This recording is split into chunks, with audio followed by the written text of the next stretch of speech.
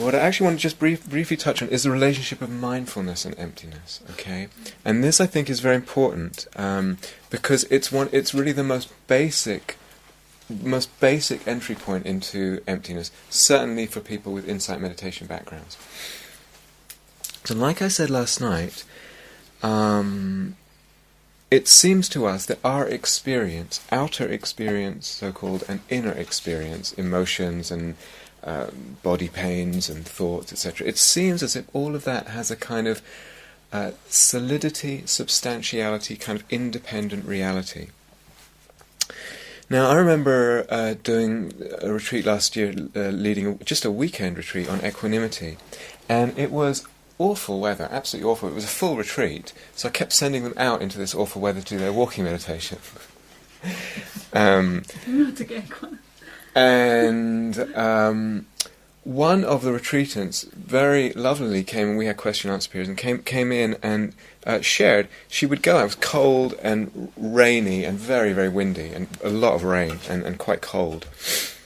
And shared, as she went out onto the front lawn to do the walking meditation, the thought comes up very strongly, this is awful, this is terrible.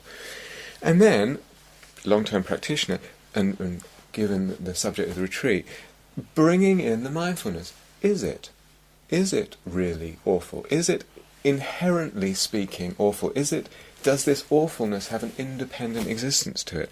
What actually is the experience? So the mind very quickly goes, this is awful and it's terrible, and colours the experience in a certain way and shapes it and builds it in a certain way. And all she did was bring the question up, what actually is the experience, and then bring the willingness to be mindful and actually meet that experience directly. So this applies to being ill, having body pain, certain emotions that we struggle with. It applies to absolutely everything. What is actually awful here? And if in the willingness to really bring the mindfulness with a lot of presence there and a lot of care and precision, really, what you find is this whole big thing of awfulness, whatever it is, getting a cold, is actually just fleeting sensations of something which the mind is glomming together like plasticine. It's sticking it together, and then it's got this big thing that it's struggling with. So the mind stitches it together and blows it up into something. And in that gives it a solidity and then reacts to that seeming solidity. Because then instead of these little moments of something that are kind of in themselves just a bit of unpleasantness, instead of that I've got, this whole thing. Is that clear? Yeah? This is really, really important, and for an insight meditator, want to be probing this over and over again. Anytime there's a difficulty, emotional, physical, whatever it is environmental difficulty. The same goes for what we think is fantastic. Mm-hmm. Lunch. I was talking about that on the same retreat. And the mind hypes it up, not everyone, but the mind hypes it up. What are they going to... I love the food at Gaia House. It's going to be... Or you go out to a fantastic restaurant, or da-da-da. And that's not knocking the beauty of food and all that and its place in our life. But to see how the mind hypes up, both positively and negatively, our experience. Our belief about experience. And then if one is willing to really bring that careful, precise mindfulness to the experience, what do you find with this lunch that's supposedly so fantastic? Try it on this retreat. Really take a couple of lunchtimes as really, really careful, slow, meditative mindfulness sessions. And what you notice is, I put something that's supposedly delicious in the mouth, chomp, chomp, chomp, chomp, chomp, chomp, chomp, a little bit of something of nice taste, and then it disappears. And then a few seconds later there's another bit of nice taste. Or I'm chomping and it's actually quite neutral. But again, the mind stitches something together and thinks it's going to be fantastic. What the mindfulness is doing is exposing that seeming solidity and substantiality as a fabrication. Okay, and the mindfulness is the first way, to an extent. So mindfulness alone is only capable of seeing a certain extent of emptiness. But for a lot of people, a lot of people with insight meditation backgrounds, this will be the real beginning of, demolishing the house. And it's not the whole story of emptiness, but the question is like, what is really here? What is really here? In a way, that's the question of emptiness. What is really here? And so all this rests on a real willingness to pay attention carefully. That one has to be really, really willing to pay attention very carefully to what we crave and to what we reject and what we struggle with. Everything else as well. But, and that willingness is crucial. That willingness is the most crucial piece. Because oftentimes we just believe this solidity and we suffer. And we actually don't question it, and we just go along with the situation is terrible, this feeling is terrible, this, or whatever it is.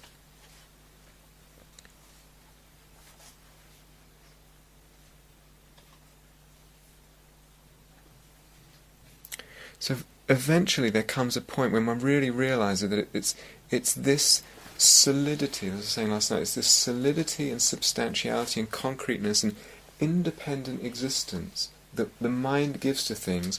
That's the root of suffering. That is the root of suffering. That's what the Buddha discovered. He discovered the root of suffering. And when one understands it at a certain level, you see how precious that is. It's almost like everything else, because we can respond to suffering. Look, this retreatant could have not gone out and just said, okay, I'll sit, have a cup of tea, mooch around in the library, sit again, da-da-da. No suffering there in terms of the cold. But in a way, that's just a band-aid. That's just a band-aid. It hasn't gone to the root of the suffering.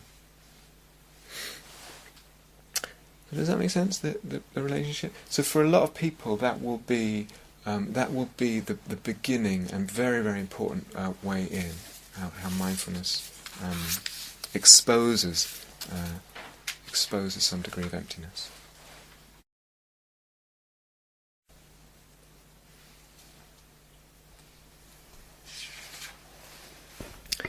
One day, the Buddha was sitting around, hanging out with his monks, and he said to them, "Listen, monks, you might have a stride, your walking stride. It might be..." I'm paraphrasing the story, I can't remember exactly. 1,000 miles long. Each stride you take when you walk is 1,000 miles long. And with that 1,000-mile stride, you might walk for 1,000 eons, 10,000 eons, 100,000 eons. In vast amounts of time, non-stop walking. And you would not come to the end of the world. When he went on, he said, "But I declare that without seeing the end of the world, there is no nibbana. There's no nirvana." And that's what he said to them, and then he got up and he went into his hut and he shut the door. And it was left to poor old Ananda or someone, because the monk said, "Huh?" And one of his senior disciples had to explain it. So this is what I want to begin going into tonight. The end of the world. What does that mean, the ending of the world?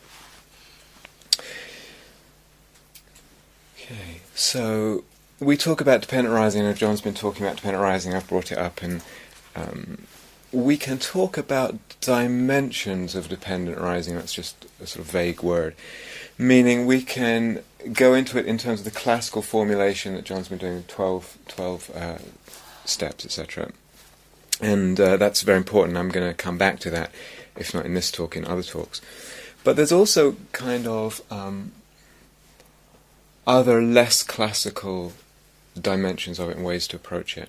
And one of them is to do with the nature of dualities. Dualities. So that's what I want to begin talking about. Dualities or opposites, or things which are relative to each other. So, a text by Nagarjuna, again, Ratnavali, When there is this, that arises. That's a direct quote from the Buddha. When there is this, that arises, just as when there is short, there is long. Okay, so the idea, the perception, the concept of short brings with it automatically, right there and then, the idea of long. Short and long go together. Similarly, left and right. So there's lots of these kind of dualities, opposites. Now note, the short is not the producer of the long. So it's not like short comes first and then it produces long. They arise together, mutually dependent, as a pair of relative opposites. Okay. And similarly, it says, when there is long, there has to be short. They do not exist through their own nature. So they do not exist through their own nature, as we know by now, is another way of saying they lack inherent existence, which means they're empty. Okay? Now we could list a whole slew of such relatives and opposites. So here and there, beautiful and ugly, even things like the general and the particular. So remember, these are not products in the sense of something coming together through causes and conditions and being an impermanent product, but they're dependent on conditions and conceiving in a slightly different way. So if we extend this a little bit, you see that in life, in our perception, the occurrence or the perception of or the thingness of anything actually involves a lot of aspects like colour, location, time that it occurs, pitch, temperature, weight, density, all of them relative to those same other aspects of other things. Okay? So part of the perceptual process has this kind of relativity as part of it.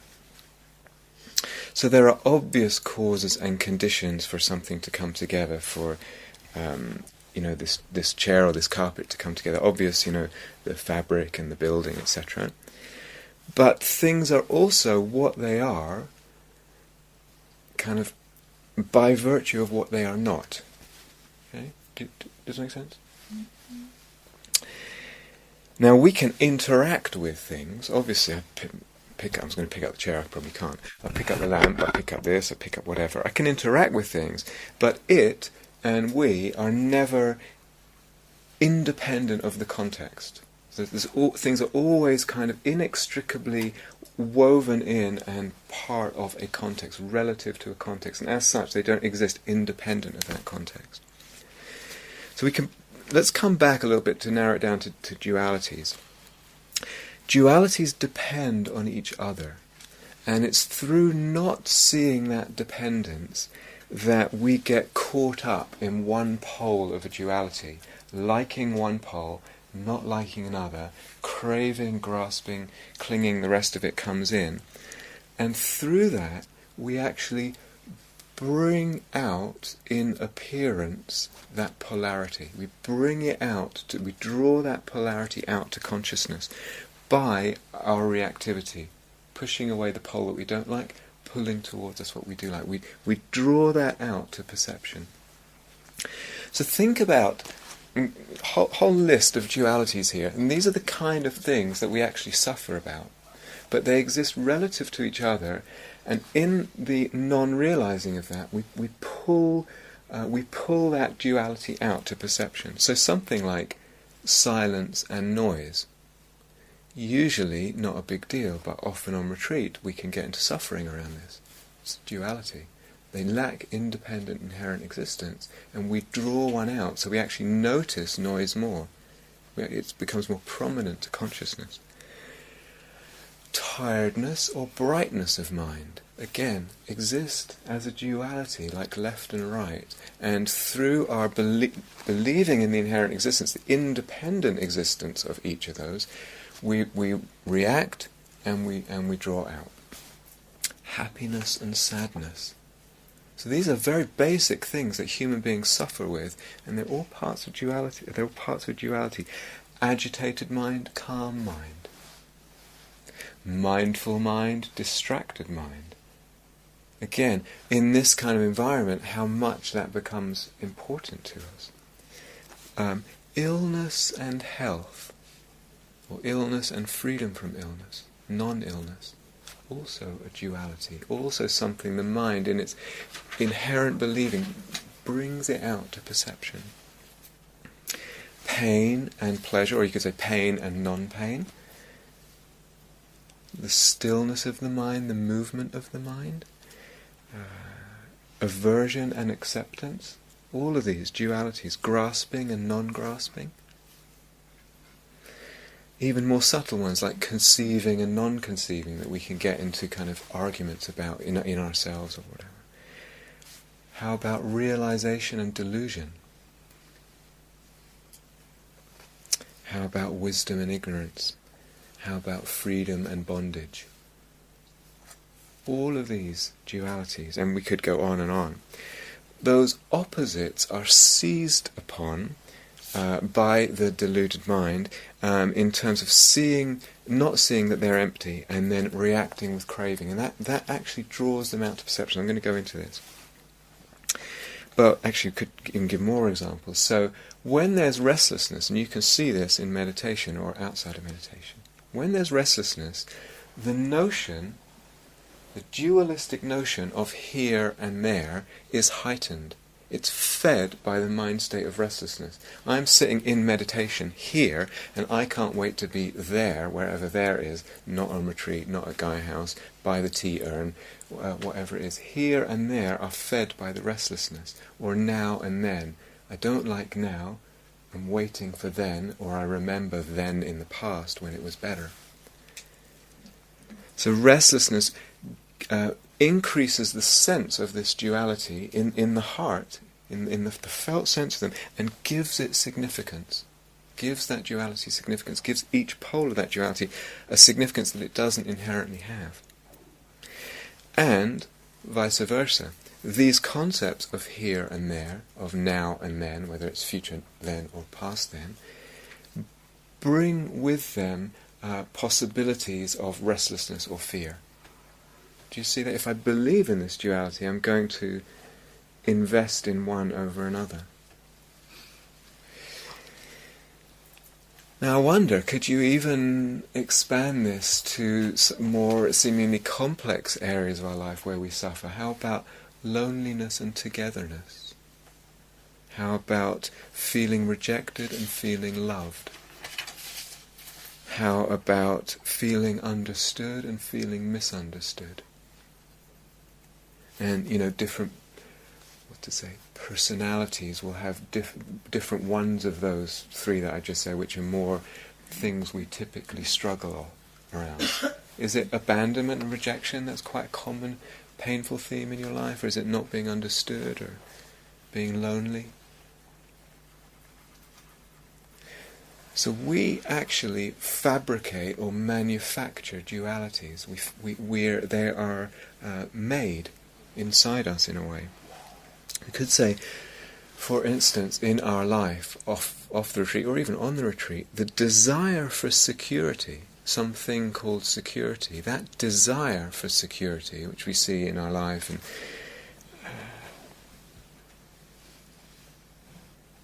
that desire actually feeds feelings of insecurity.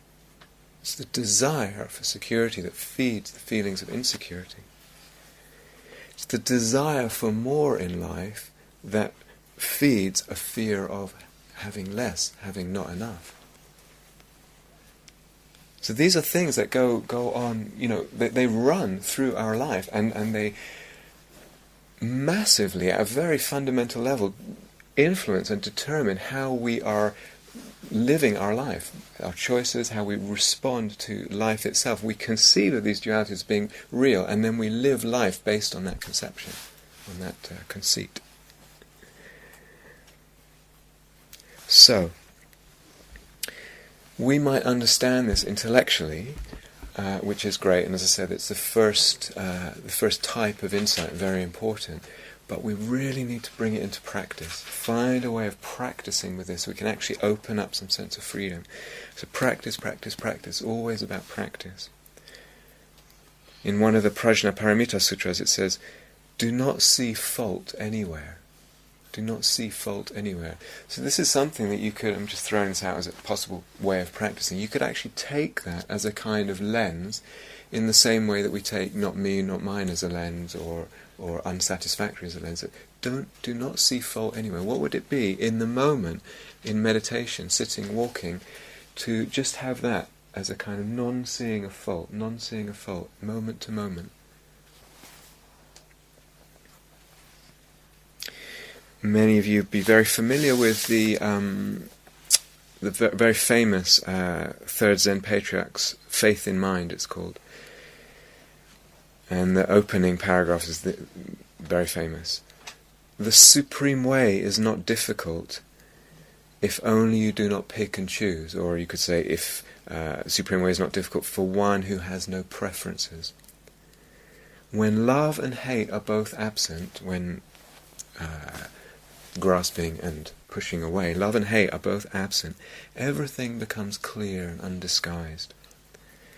Make the smallest distinction between things, however, and heaven and earth are set infinitely apart. That duality is drawn out and becomes more prominent to the consciousness, based on that distinction and giving of supposing of inherent existence.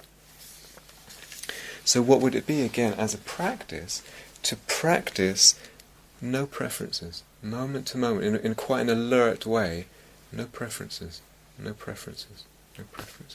or to practice not picking and choosing. Now, in a way, those practices that I've just kind of thrown out are actually just versions of this holy disinterest that I talked about, I don't know when it was, a while ago, in the talk on the 3 characteristics. They're just a version of holy disinterest, a slightly different angle in. They're just a version. They're just a version. That's what we don't want to be. We don't want to be a version. They're just a version of relaxing the relationship with things. Can you see that? How that would be? Okay, so let's recap some of what we've done so far on the retreat. So far, we've been looking a lot at clinging. And what have we seen? We've seen that suffering is dependent on clinging. Okay, and I've asked you this and everyone nodded, etc. Suffering is dependent on clinging. With a lot of prompting, you know. Suffering is dependent on clinging. What else do we see? Self-sense is dependent on clinging, right? This is review at this point, right? The sense of self, whether it's built or solid or exaggerated or light and refined and spacious and kind of not really that strong, is dependent on the degree of clinging. And when we were talking about the Chitta Mantra, etc., the substantiality of objects, the seeming solidity of things, also is dependent on clinging. Okay? So far, so good. And then the last question and answer period that I did, which I think was on Tuesday, I think it was Yuha brought up a question, then it was sort of ricocheting around a little bit. Have you seen, or can we see in practice that also dependent on clinging is the definition of things to consciousness? This kind of, we see that when we relax the clinging, things begin to get a little less defined or a bit blurry at the edges, or a lot blurry at the edges, and then even begin to kind of fade from perception. So the definition and the presence of objects we can see actually is also dependent on clinging. Have people seen that a little bit? Has that? Yeah. Good.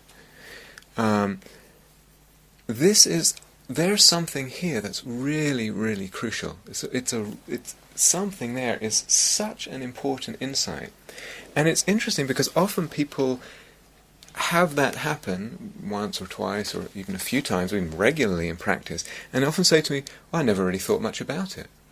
Which is understandable. Or, well, things are impermanent anyway. Well, of course they would fade. But it's not just that things are impermanent that we want to understand. We want to understand dependent arising, that the appearance, the perception of the thing was dependent on clinging. Okay? So the thing, the perception, is dependent on clinging. Now, to say that is actually pretty radical. Would you not say? Would you not say? Do you see how amazing that is to say that? We tend to think we live in a world that exists by itself. Here I am, the world gets along fine without me. I can be grumpy about it, I can cling, I can not cling, I can be over the moon about it, I can whatever, but the world exists independently.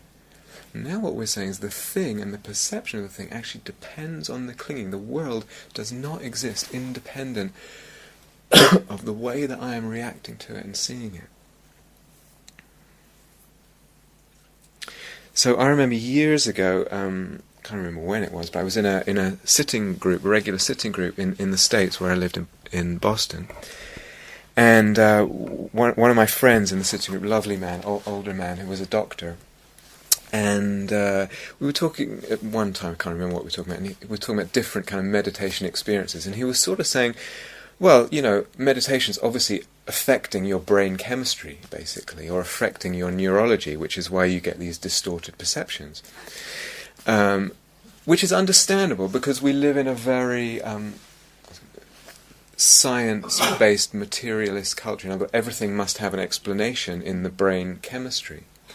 But to kind of counter that and just say, actually, in this case, when I'm sitting in meditation, all I'm doing is A, paying attention, I'm just paying attention, and B, I'm letting go of clinging, which is a non-doing, it's not a doing. I'm just letting go of clinging. I'm not toying with my brain chemistry in any way, or even have to put secret mantras in that do something with the da-da-da-da-da. All I'm doing is being here and letting go of clinging, and the world starts to crumble, blur, and fade as I begin to let go of clinging in quite a deep way.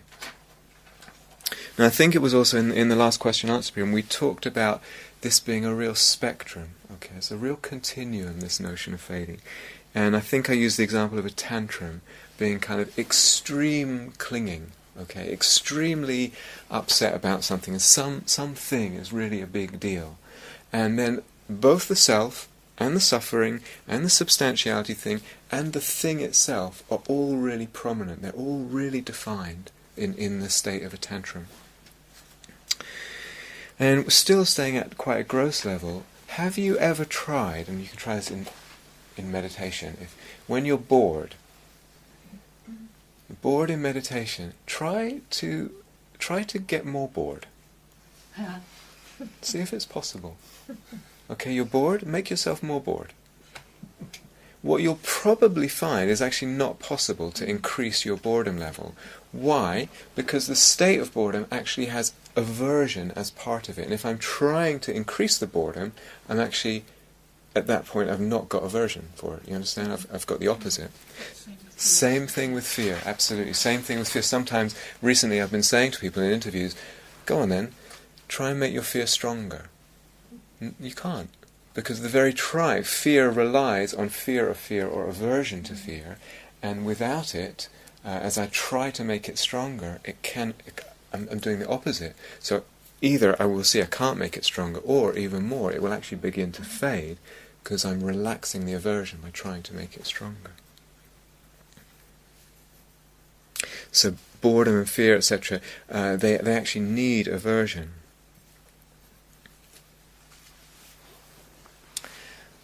Let's take this word clinging that we've been throwing around sort of liberally. On one level, it means, as I think Faith asked last time, it means the push and the pull, pushing away what we don't like, aversion, rejection, and pulling towards us, grabbing on, trying to keep what we do like, push and pull. If we use that word clinging in a much looser sense, we can also say that to feel like something is me or mine, inner or outer, me or mine, that kind of appropriating of things, that's also a kind of clinging. Me, mine, me, mine, me, mine. It's a much more subtle level of clinging, but it's also a kind of clinging. Now, when I talked about the three characteristics practice in anatta, we also talked about the identification with consciousness being a subtle level of appropriation, of me-mining. And as such, it's also a subtle level of clinging. So if you're still kind of following that thread through of anatta, remember there's that level as well, the possibility of letting go of identification with consciousness. It's much more subtle. We could say, I suppose, that to conceive of the inherent existence, say of one of these dualities that I started talking about, that conceiving of it as having inherent existence is also a kind of clinging. It's that thing, and I'm packing it together, the left-hand side of the stick, separate from the right hand. There's a kind of clinging there. I'm not sure if clinging is really the right word. That's actually delusion. But all of these, clinging, identification at different levels, and delusion, are actually builders of experience. They're builders of the perception. Okay, so whether we're clinging through pushing-pull, whether we're clinging through identification, whether we're clinging through conceiving inherent existence, they're all builders of experience.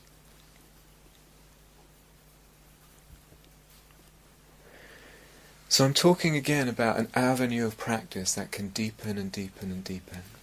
And what potentially happens there, as there's less and less clinging and delusion in the moment, the object of consciousness gets less, fades, blurs, dissolves. And in a way you could say we're engaged in a kind of unfabricating. So most of the times human beings, this is the Buddha's word, fabricating, most of the time human beings are in a constant process of building things, building objects of perception, building reality, self and the world. And you could say, as you begin to let go of clinging, you're unfabricating. And we will talk at some point about, is there what remains when you have totally let go of every scrap of clinging in that moment, and unfabricated. We'll come back to it. As a practice, this is interesting because one will see that if things don't fade, it's actually because there's a hidden clinging somewhere. Okay? So you could be trying to do this, say, with relaxing the relationship, etc. But if things don't fade, it's because, oftentimes, for instance, there's an identification with consciousness, because that's a subtle level of clinging. So you could be doing, let's say, the not me, not mine practice. This pain in my knees, not me, not mine, not me, not mine. And it doesn't seem to go, it doesn't seem to fade and dissolve, often because there's hidden levels of clinging. Could be very much that there's identification with awareness. I am the watcher, even not as a verbal, obvious, conscious thing. There's just identification with the witness. Or some other aspect of giving the thing itself inherent existence, not seeing its emptiness. So, with all that, the same question that I threw out when this first came up in relation to the self-sense. I cling less, the self-sense gets less, and it's a spectrum, it's a continuum. How much clinging, how much identification, how much delusion reveals the real thing, the real world? You understand? Same question. If I cling a lot, the object seems really strong and very defined and very there. If I cling less, it's less. If I cling even less, it's less. Less. It's a whole spectrum. Where on that spectrum of clinging is the real way the object is? So it's like a movable scale. It's at the bottom end. Okay, at the bottom end nothing appears whatsoever. So we're going to say that it doesn't exist at all? Don't do my head. That's what I'm getting at. We can't say there's a real thing. And that's what it means to say something, remember, lacks inherent existence. It's what it means to say this is the middle way. We're not saying it doesn't exist.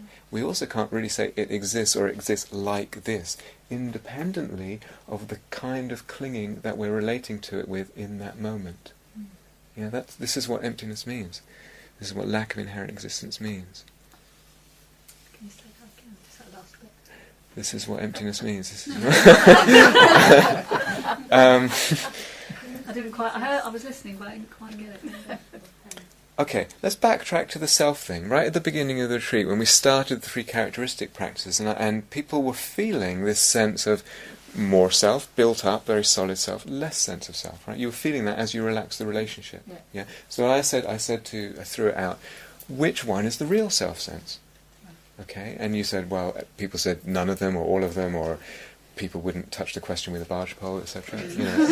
Same thing here, but for things. Okay, so we're talking now about the emptiness of things. Now, if I completely and utterly let go of all clinging in any moment, nothing arises whatsoever. And then right from that 0 point all the way up to a very, very prominent, defined thing, depending on more clinging, which is the real one?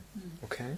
Can you be clear about what you mean by nothing arises whatsoever? Is that I can't right now, because it will be the subject of other talks, and we can talk about the unfabricated or the deathless or the unconditioned or going beyond the world. I will come back to that, but I just take that piece for now on.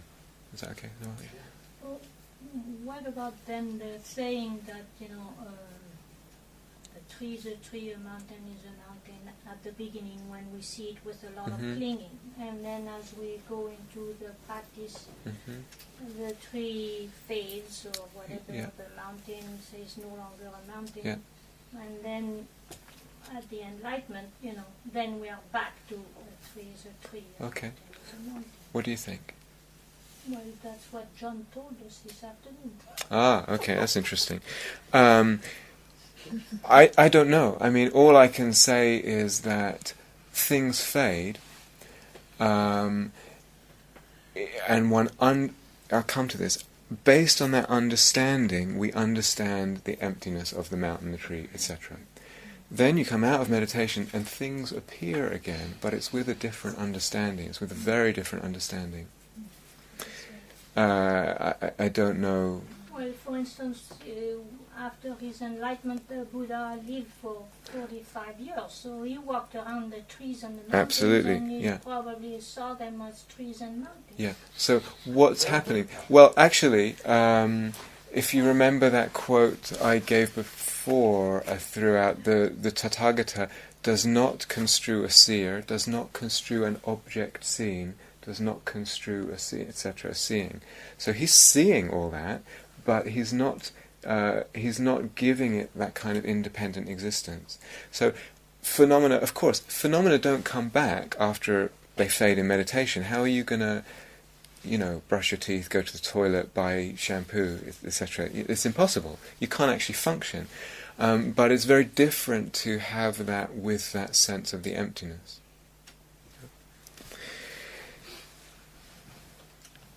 So, okay, how much is the real thing? Can't say. Which I would say is a little bit different from saying it's a mountain is a mountain again, because it's not quite the mountain that it was in the first place. It's now a very empty mountain, a very, very compounded it's a fabricated mountain, which is a very different thing. But I don't understand that last bit. Would it be non-fabricated? No, when the perceptions come back, then I understand that to have that perception, there must be a fabricating going on. Without fabricating, I can't perceive anything. So what that means is Buddhas and Arahants, they fabricate, but they know they're fabricating. They know that process is going on. They're completely sure about it going on. But in the moment that they perceive something outside of their very deep state of meditation, they can enter into, or even below those levels of enlightenment, you can enter into non-fabrication. But then you can't do business. You can't,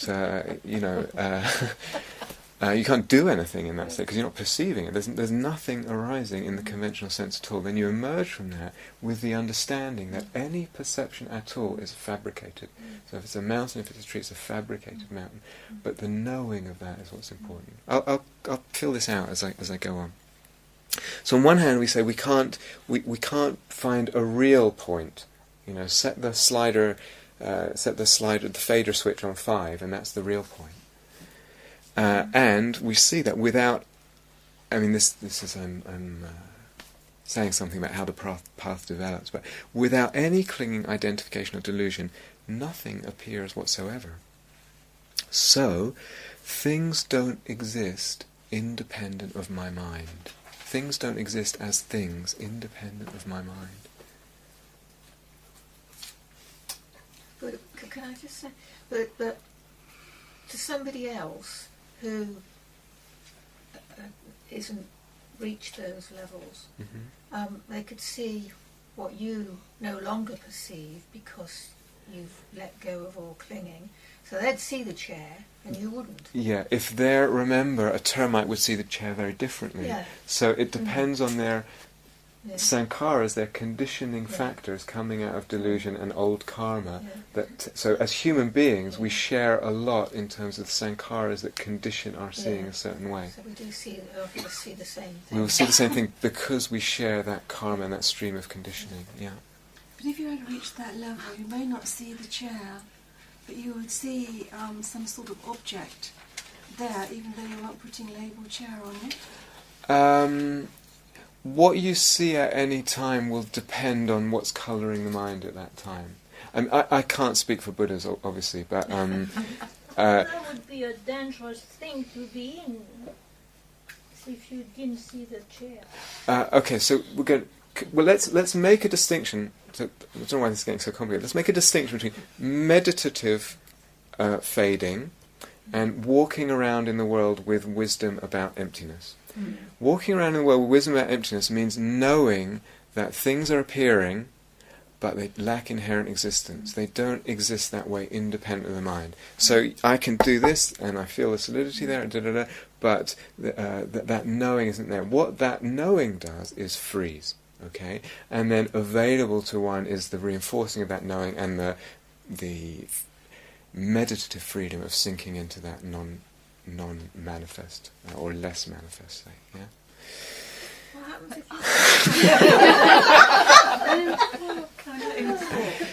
if you... Sorry, what? If going back to the chair, if you're sitting on it and it fades, what happens? Fall to the ground. No. We're just talking about what appears to perception. So you've had an experience, Rose, of your body fading in meditation, as many people have in here. You've had, you know, what happens at that point? Does everything... No. And if I'm, in the front of the meditation hall leading a session, I open my eyes, I'm not seeing people kind of disappear here, and say, oh, what happened to Yuha, It's like... it's to the mind in that moment. There is a fading. I might bring up fear, and I will talk about this in a minute, but generally things are just fine. Actually more fine in the fading. More fine. Just, letting it go, So things don't exist independent of my mind, okay? Meister Eckhart, the really wonderful Christian mystic, said the creature does not exist. The creature meaning that which is created, not just animals and things, but anything at all, thoughts, moods, the creature, that which is created does not exist. So if we move for a second to the classical sort of formulation of dependent arising, you've got these 12 sort of links, the root one being ignorance or delusion. When I, and another one being tanha, John's talked about all this, right? Yeah, another one being tanha. When I think of each as a kind of pile of chips, like those poker chips you play with, okay, pile of chips. When I, in any moment, have less tanha, less push-pull, that's influencing everything else. It doesn't just go round in a circle, it's actually like a web that's influencing everything else. I have less chips there, it makes less chips in my pile of nama-rupa, one aspect of which is perception. Okay? Less chips in the clinging, less chips in nama-rupa. Less chips in ignorance, in delusion, less chips in clinging, less chips directly from ignorance into perception. You understand? They're like, each one is, you could conceive as like a pile. Is it really strong right now? A lot of ignorance? A lot of clinging? Etc.? Or is it much quieter, much quieter? As this one becomes quiet, it affects all the others. And so you've got this 12 things kind of rising and you understand? So perception, Vedana, etc., they're all dependent on the presence in that moment of delusion or its opposite, wisdom. In that moment of clinging, da-da-da. So it's not a process, it's actually happening this, then this, then this. It's actually a totally mutually sympathetic, mutually interacting system where everything's affecting everything else. So going back to that chariot meditation I threw out at some point, and I talked about when you really develop that, a voidness appears, the emptiness of the self or the emptiness of the chariot appears. Same thing, because at that point you've reflected on it in enough way that the delusion is less, and so the appearance, the perception, part of nama-rupa perception, gets less. Hui Neng, I think he was the 6th Zen patriarch, one of the really great Zen masters. From the first, not a thing is. From the first, not a thing is. In other words, nothing ever existed, inherently. All these statements that don't have the word inherently, they're taken as implicit, but to say it without it gives more like oomph and shock value. So eventually, and again I want to just, I do want to paint a little map of where this is possible to go. Eventually, what can happen is, let's say you're working with relaxing the relationship or the anatta, either one of those, and they're not me, not mine. You do it, you see the fading, you do it again, you see the fading, you do it again, you see the fading, 5,000, 10,000 times, you see the fading. At a certain point, the coin has fully dropped. Things are empty. They depend on my relationship with them, they depend on my identifying, my identification. And that becomes a conviction, that insight, as I was talking earlier at some point about how insights develop and get consolidated, that insight that a thing is empty because it depends on my clinging and or it depends on identification, that gets consolidated. And eventually one doesn't need that first practice of not me, not mine, or relaxing the relationship. One can actually just look at a thing in meditation and say, you're empty. I know you're empty. And that becomes your meditation practice, or can become your meditation practice. The whole thing, as I was talking about these avenues unfolding, based on developing the practice and consolidating, we have had enough experience of things fading and seeing the connection, seeing the dependency over and over again, till it's crystal clear. Look, I do this movement and this is what happens, or I don't do this and this doesn't happen.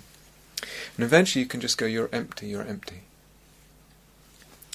And that becomes a meditation in the fully sort of fully phrased version, as the Buddha put it. One sits or walks in meditation, stands in meditation, and regards anything that arises as empty of self and empty of what belongs to a self.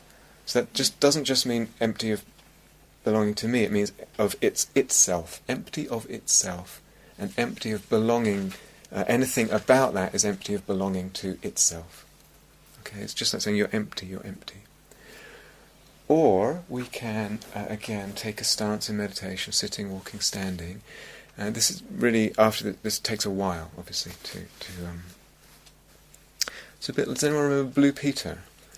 Remember when I had this one already prepared. It's a bit like that. Yeah. The other option is to say, anything that comes up, just a perception, you're just a perception, you're just a perception. The subtext of that is, you are built, you are fabricated. I have seen how this perception is fabricated. You're just a perception, you're just a perception. Very, very powerful meditation. Really a deep level of meditation when you begin to do this. And they bring a fading. Again, if there's the conviction there, if it's not just empty words, you're just a perception. Although, actually, try it, because sometimes it's just amazing what happens. You just rabbit on at something that it's just a perception, but anyway. Mostly, it should be based on a conviction and the consolidated insight from previous sort of stages of that avenue of meditation.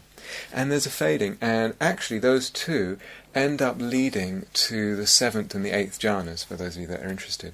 They will lead to the dimension of nothingness, nothingness. So So basically things disappear and space arises and then just awareness, and it goes beyond that into a sense of absolute nothingness. Or even beyond that into what's called, the 8th jhana, what's called neither perception nor non-perception. The mind isn't even landing on a sense of nothingness. That's just a technical aside, but basically this fading, it happens and is possible. Now it's also possible to a degree, when there's something unpleasant going on, to do the same thing. To know that it's empty, it's built, it's fabricated, based on my relationship, based on identification. And actually, believe it or not, look at something unpleasant. Here's this pain in my knee. And look at it and dissolve it and replace it with the pleasant. To a degree, that's a lot more possible than we would think. Here's some pain, here's some unpleasant sound, here's some whatever, and when actually because it's empty, it's malleable. It's malleable, and one can learn to do this with a lot of practice, to replace something unpleasant with something either pleasant or neutral. Again, the implication is that the Vedana itself, the unpleasantness, is not independent of our reaction. It's not Vedana in general are not independent of what we make of them. In other words, we need to make something. For something to be a thing, there has to be a making of that thing into a thing. Yeah? We make things all day long and all night long. Make. So that fading can be what the Buddha would call a skillful and wholesome abiding. In other words, you can develop this so that you can just hang out in states where much less is going on. The whole impact of self and the world of things, of the world of things, is just much less impactful, and there's a sense of freedom, of space there. So it's a very skillful, wholesome abiding, but more important than that, and certainly skillful when you've got pain or other difficulty going on or a difficult situation. But more important than that, it's the insight about the emptiness and the dependent arising. Now, as always, this comes with some warnings.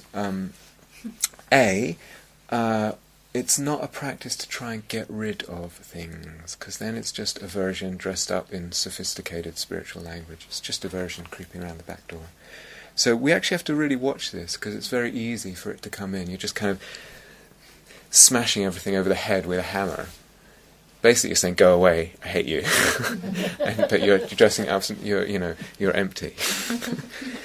Can we come at it more from that, with the attitude of curiosity about dependent arising? Can that really be what's driving things? We're curious to see this relationship.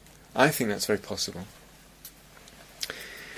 The other thing to be wary of and to be vigilant about is very easily, I say something like this, or you hear someone else say something like this, and very easily we want to have that experience. And it's almost like the ego wants to get that badge. I want to have that experience, those stripes. I've got my fading stripes. Yeah. Or we don't want to feel like a failure, and so we want that experience. Again, don't be chasing the experience, it's the understanding. But this kind of, I've mentioned this kind of thing before, but it's so easy with teachings like these, and we're talking about very deep stuff, it's so easy for, among our intentions, there to be different intentions around practice, and the ones that are about getting the badge, or the ego feeling good about itself, or not feeling bad, it's easy for that to hijack the practice, and actually hijack the whole retreat. So it's like that can be quite a strong motivation for all of this. I'm not going to say any more about that now. Yikes. Okay. So, if this is happening, something fades a little. Perhaps, as people say, it just blurs a little bit, or it dissolves a little bit. Its edges get less defined. And we can, with that, there will be usually some more freedom and space, etc., and more ease. And we can just enjoy that. Just hang out and enjoy that. Or, as I said right at the beginning of the retreat, filter out the samadhi from it. Filter out. It's like, as things fade, there will be a niceness around that you can filter out and just rest with as a kind of samadhi. Or, you could keep going. You could keep going. Here's this thing's lost its edges. Well, keep doing whatever you were doing. Keep not mining it. Keep relaxing the relationship. Keep regarding it as empty, whatever. Keep going, and then it fades some more. And maybe it's just become, I don't know, a space or a stillness or whatever. Keep going. It just feels like an emptiness. Keep going. It just feels like peace. Keep going. So with all this, at one level you could say the true nature of things is peace. True nature of things is peace. You could say that. But peace as a thing for the mind, a state of peace or an object of peace, is not the real true nature. It's still a thing for the mind, which you can also regard as empty. Let's say a word about fear, and this came up in Marika's question on Tuesday. So there can be at times fear if with any degree of meditation on emptiness, any degree at all. And we've talked a lot about the importance of the samadhi and the importance of the metta as kind of cushions. But also the importance of familiarizing ourselves with states of less self-sense and less kind of thing and world sense, and really getting familiar with that. And that helps, that familiarity really helps with the fear. So it's not a big jump from a really solid world into some complete emptiness. It's a gradual movement that comes through familiarity. But as well as that, in relation to fear, something else begins to go on. And I don't think one really sees it at first. But it's that gradually, we're understanding more, or the understanding comes more into the heart, in really a felt understanding, that what we are letting go of when things fade, what we are letting go of, the self, the world, the objects, the perceptions, they are actually empty. They're actually empty. So in a sense, we're not losing anything with this fading. And sometimes when it gets very, very deep and you really sense you're going to go completely beyond everything, there can be a sense of fear. But the knowing deep in the heart that you're actually not losing anything real helps a lot to abandon things. Anyway, the self and the world come back. They come back, as we said before. They come back. So to say that we're letting go of what is empty becomes something actually that really enables us to let go. It doesn't bring with it a kind of rejection of things, or things don't exist, or they're completely worthless, or that's not what the lack of inherent existence means. Remember, this is the middle way, and I feel there's something really touched in the heart about this.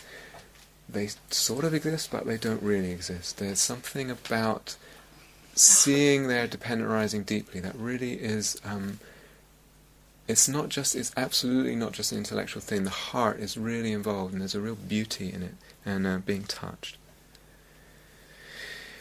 So to touch on what was coming up in the questions earlier, half an hour ago or so, one could go all the way, and going all the way beyond any sense of appearance whatsoever. And we're talking about, probably a long time of developing this in meditation, but a possibility.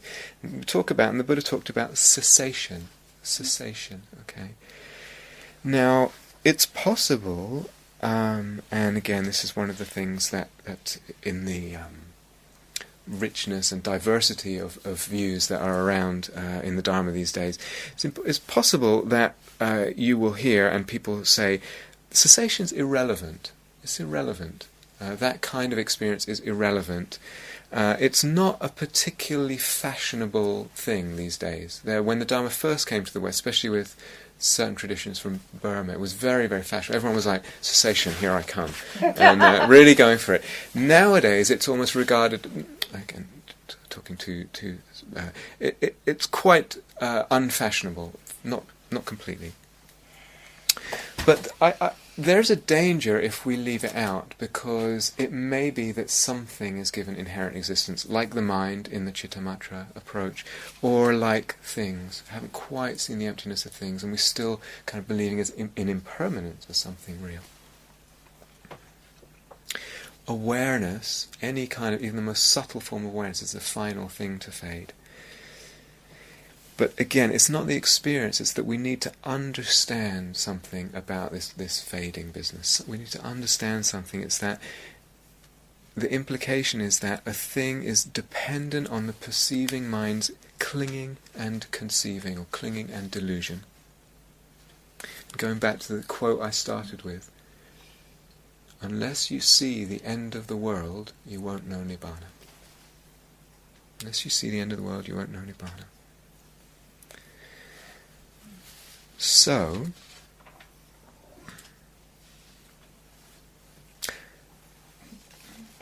talked about things. What about grasping? What about grasping, clinging, push-pull, and all that? What we've said so far is that a thing depends on my relationship with it in that moment. It depends on the reaction. It depends on the grasping, push-pull. What does the grasping depend on?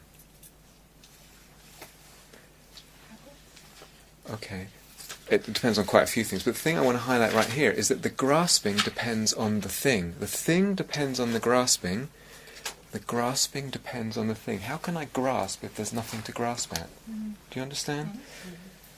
Two sticks leaning on each other, supporting each other. To Sariputra's image, two sheaves of wheat or corn or whatever, supporting each other. Things depend on grasping. Grasping depends on things. Okay, again, not just to see intellectually, at some point to really start working with this in practice and bringing it into the practice in that moment. See what happens. Now, thing depend on grasping. Grasping depend on the thing. But if the thing is empty, because it's a dependent arising, that means the grasping, this stick, is leaning on another stick that's not even there. Do you understand? It's like leaning on air. It's leaning on a void. Do you get this? Did someone say no? Okay. They are mutual dependent arisings. Mutual dependent arisings. So this is a really, I don't know if John went into this, but it's a really important aspect of dependent arising. Everything is mutual, everything feeds each other both ways. In the most detailed description of his enlightenment experience, the Buddha, when he comes to the point where he realizes that consciousness is dependent on name and form is dependent on consciousness, that mutuality, that's the point where he says, that was it. Right? He describes all kinds of different experiences, and it's that point of seeing the mutuality, the mutual feeding and dependent rising of things, that's what brought the awakening. So it's like a seesaw. Does this being up cause this be down, or does this being down cause this up? Or a whirlpool, another analogy. We talk about a left-hand side of a whirlpool, clinging, and a right-hand side, the thing. But the left and right of a whirlpool are just separated by convention, in a way.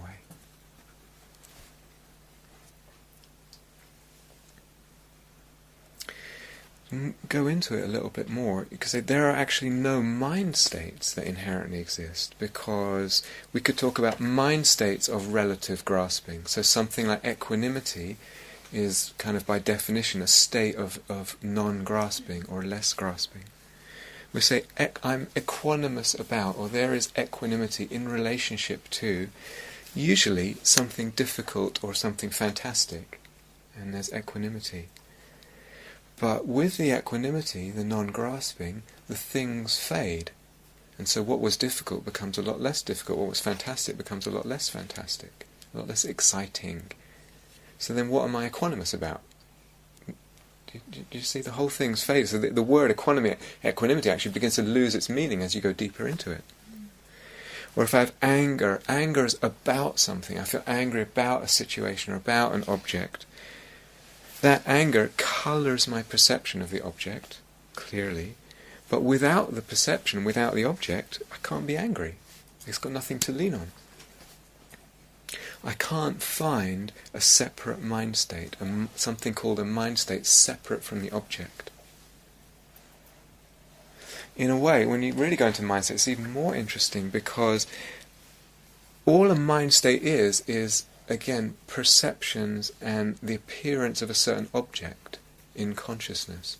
So, boredom, tiredness, anger, they're the appearance of something on the sort of inner screen. And that's what we call, that's experientially all a mind state is. What's the difference? I thought anger was a feeling, I mean, an emotion. That's what I mean, mind state, emotion, yeah. Oh, So, right. yeah. Now, suffering is the same.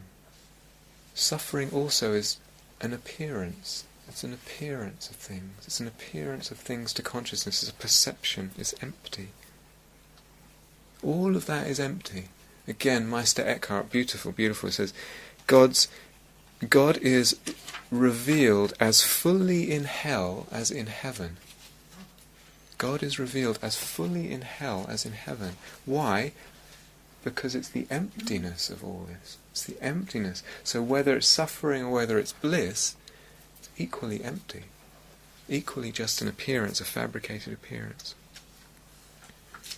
So we can go further actually with grasping. It's interesting. Grasping involves, when we really look at what is actually going on with grasping involves the past and or the future image or imaging of a thing. So when we're grasping at something, it's almost like there's a wrapped up in that, is it going to stay the same? I hope it stays the same, or I hope it changes, or will it go and change on me? That sense of, we'll talk about this more in another talk, but that sense of the future, of a sort of conscious or unconscious image of something drawn out in time, that's involved in grasping, and that is actually not the thing. So when we're grasping, we're not even grasping at a thing. A thing is where? We grasp at the image. Okay? We grasp at an image of a thing elongated conceptually in time. This thing in time. So all grasping at a thing is actually grasping, or maybe is actually grasping at what is not that thing. In the present, it's gone before I can even grasp it. I have to elongate something conceptually to actually grasp it, compare it with the past. It was so good in the past, I hope it stays. And I project out into the future. I'm creating and I'm grasping at the past and the future, which are not the thing in the present.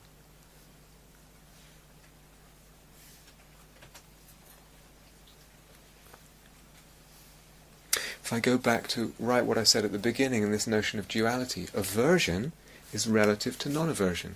So aversion as a form of grasping or clinging, also empty in that sense. You could also say aversion is not separate from greed. Because if I have aversion for one thing, usually implicit in that is greed for something else. I want to get rid of this. I want to get rid of this pain means I'm greedy for non-pain. I want to get rid of this agitated mind. I want to get back to that stillness that I remember or that I'm seeking. So aversion and greed are like two sides of the same coin. They're not actually separate. Aversion doesn't have separate, independent self-existence. Greed does not have separate, independent self-existence. And even more, it's weird. We get into these kind of, you could call them chain reactions. So for instance, with fear or anger, we have fear of the experience of fear and aversion to the experience of fear. And very much with anger, that's what makes anger so intolerable. Or rather, anger feels intolerable, and that's why we lash out. I can't handle it here. And I'm aversive to the aversion. The feeling of aversion. I just want to . So the original aversion is actually also inseparable from my reactions to the aversion. You understand? You can't find where one ends and the other begins. I actually can't have aversion without aversion to it. I can't have fear without fear of fear. Can't find anything separatable here, anything with any separate inherent existence. So those things, but to just throw this out, particularly with fear and anger, these indicate or suggest very, very helpful ways of working with them in practice, in daily life, because they give us an angle, a way in to kind of diffusing the whole situation. So there was a great Zen master, Lin Chi, I don't know when he lived, and he said, "Sometimes I take away the person. Sometimes I take away the thing. Sometimes I take away both the person and the thing. And sometimes I don't take anything away. I leave everything there." So what he means is he's talking about these possible ways of practicing that can open up for us with a lot of practice. We take away the person, not me, not mine, or we see that the person lacks inherent existence. When there is suffering, these are ways of approaching. Or, in some of what we've been talking about tonight, I look at the thing and I see that's empty. So I forget about the person, but I look at the thing and I concentrate on the emptiness of the thing. Sometimes I do both. And sometimes, and this goes back to one of the first talks, sometimes the appropriate thing is a self with other selves in a world, and let's talk about it, because that's actually what's necessary. That's what's human and necessary to address suffering.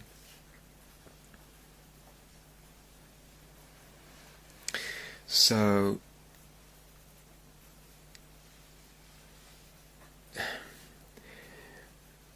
it's difficult on this retreat because, 20 people sort of moving together and at different, something that I say at one point might feel passé, and obvious to someone, and beyond where someone else is, etc. This is just what's inescapable if a group of people gets together like this. And so really to have an openness of awareness about that, and appreciation and support and metta for others here. So a thing that I talk about or John talks about at any one point might not be where you are exactly that time. Might feel like it's a bit beyond or a lot beyond, or it feels like, come on, I've done this. Remember, there are lots of people here.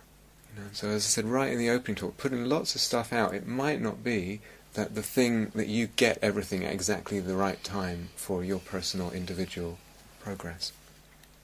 But this fading is actually, I think, really, really crucial. It's absolutely an indispensable part of really understanding experientially, meditatively, what emptiness is and the implications and the fullness of what it means. And we need to see it over and over and over and over and over, millions of times, thousands of times. And that insight then is consolidated. Now, the thing is dependent, and so it's empty. And as I said, eventually you can just look at a thing and say, you're empty, and that brings a fading because your pile of delusion is less at that point. And all this is actually possible. It's actually, like I said, I met with you for a few days, but very, very possible. And I worked with, lots of people that travel this path, and they do it, and it works.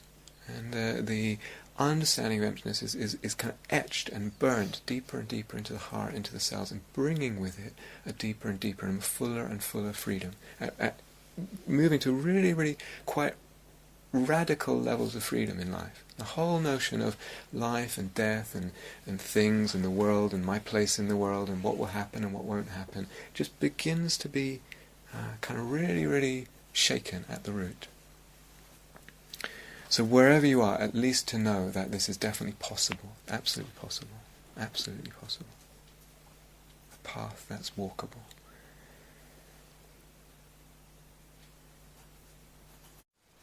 Thank you for listening. To learn how you can support the teachers and Dharma Seed, please visit dharmaseed.org.